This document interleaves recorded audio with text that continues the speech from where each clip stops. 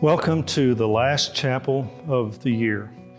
It usually doesn't happen this way, and it's really kind of sad for us because you're not here. And campus is so much different without students here. We miss every one of you.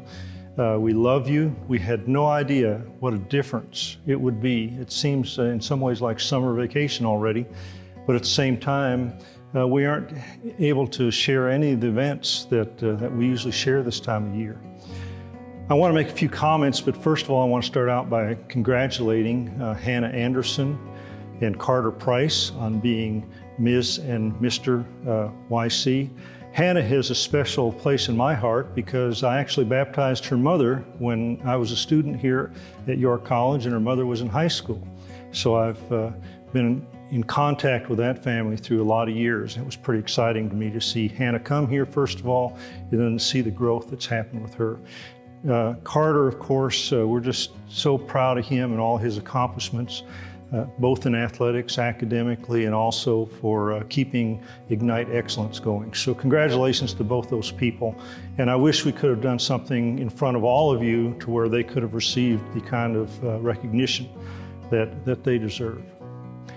As I've been thinking about what we've been going through this semester, I've had lots of thoughts, as all of us have. A couple of them that I want to share with you. First of all, I've lived a long life, and it's been a very positive life, and God has really blessed me in a lot of ways.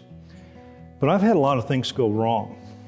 I know what it is to be injured. I know what it is to be in car wrecks. I know what it is to have financial setbacks.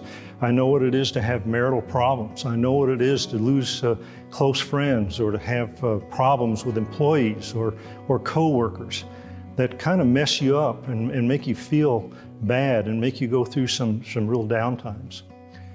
But the good thing about living as long as I have and having that kind of experience is the fact that I can always see the end.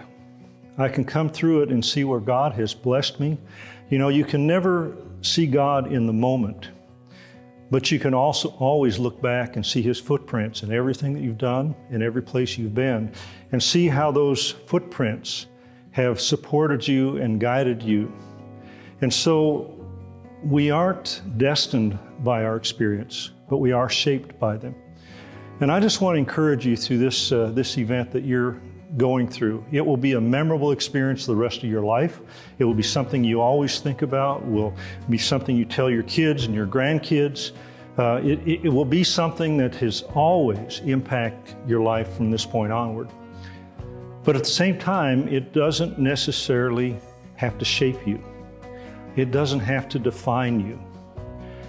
And I think about that a lot because I think one of the great things that come from being in a relationship with God for so long is that you can always see Him at the end of the road.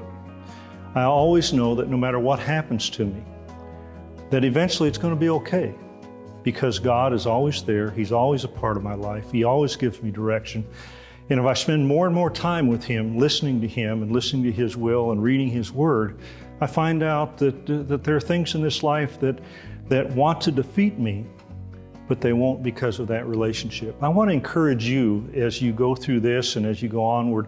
I've been concerned about this society that we're in because we can't seem to have any silence in our life.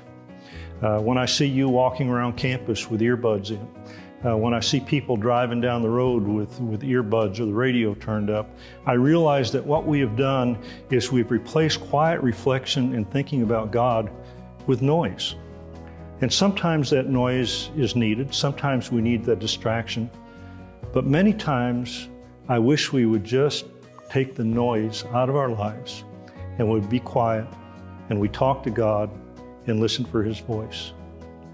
I hope that during this time that you have so much time on your hands because you can't go to movies, you can't go out and do anything, you can't meet with friends, that you will find some time, first of all, to be quiet and just think about the relationship with God and what it means.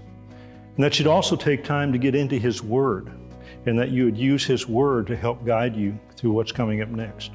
You can use this time of your life to come out a better person, one that is more dedicated, one that is firmer in your belief, and maybe if you don't have a belief, that you can find one. I really hope that and pray that for you as you go forward. You know, Jesus said in Matthew, he said, "Come to me, all you who are weary and burdened, and I will give you rest." It seems like a lot of times we're looking for rest, we're looking for peace, we're looking for it in so many different places. But the real answer is in God. And I hope that comes out of this time that you have by yourself right now. But also, as we end the semester, it's always my concern that you think about your future. You think about what you're going to do and where you're going to go and who you're going to be with, and all those things are important decisions. I miss sitting and talking with you. I got a note today from one of our students who said, "I miss the fact that we haven't been able to sit in the cafeteria and have lunch together," because she said, "I'll never be able to do that again." She's graduating. And that kind of hit me strong, because there are some of you who I will never see again. And that's saddening, because we've built a life together, we've built a community together, and those things will never go away. They will always be part of who I am and who you are and who we are as a body. Finally, as I always say at the last chapel of every year, that I hope that you are blessed as you go forward. And the priestly blessing from Numbers chapter 6. May the Lord bless you and keep you. May the Lord make his face to shine upon you and be gracious to you.